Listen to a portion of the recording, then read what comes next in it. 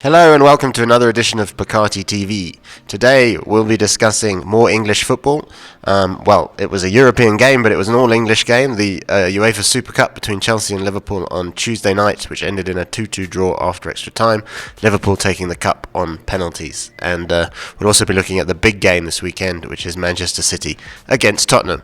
So starting with Liverpool against Chelsea, I thought it was a good game from a Chelsea fan's perspective, even though they lost, because N'Golo Kante was back and was the best player on the pitch by some distance, and they gave Liverpool plenty of problems, created plenty of chances. So did Liverpool. It was actually a really nice game to watch. I'm here with Shaun and Sam as usual. Shaun, big Liverpool fan. You must be happy with the result, maybe more than the performance of your team last night. Always happy to add another European trophy to our cabinet. The Man.City fans obviously won't agree with that because they don't have one themselves. But it was an awesome game. I really enjoyed it. It was played at a really fast pace. I hope that they can start the game on Saturday against Southampton like they started the second half against Chelsea, because Firmino wasn't there in the first half, so it really looked like a lackluster performance from Liverpool until the second half when our engine Firmino came on. Yeah, and I'm just maybe looking at Liverpool's game against Southampton then on the weekend as well. They were away to Southampton, who had a really bad start, lost their first game, got hammered in their first game, in fact. Do you think that there'll be any fatigue? I mean, both Chelsea and Liverpool had to play 120 minutes, which probably wouldn't have been at the top of their list at the beginning of the game. Yeah, well, I hope the guys get to recover by then, because I heard you mentioning Firmino being the engine, but you couldn't really blame Firmino only. We could also blame the defense. Your defense was really bad yesterday, and I can see your players were really flattened out yesterday, even prior to the time they had the penalties. We can only hope that you guys could recover, but I think it's going to be a tough one. And I see Southampton giving you guys a lot of headache over the weekend. Yeah, just looking at Chelsea, they've obviously got Leicester on Sunday. I think they get a bit of an extra day's rest, but they did have much less rest than Liverpool ahead of the game, so I think that's fair. And I think that they really need to now pick up a win. There's been some encouraging signs under Lampard. He's giving the youth a chance, which I think is good. Giroud scored another goal in Europe.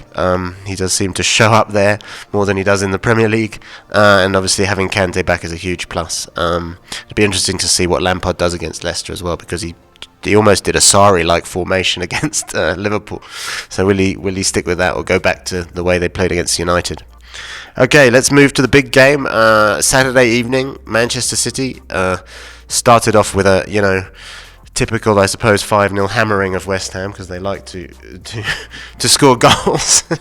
And Tottenham got a win that was a bit more of a scrape. But Sam, you confident City are gonna beat Tottenham at home? Well, I would like to take us a little bit back, and if the season that we concluded and the one prior to that, and I remember Chelsea was a club that stopped our winning streak then, and we punished them last season, and I think we've learned a lot from Tottenham and knowing what they did to us last season, and I think we would. It's that time for us to pay them back. We're gonna win that game on Saturday. I'm not worried. They might give us a bit of trouble, but we're confident.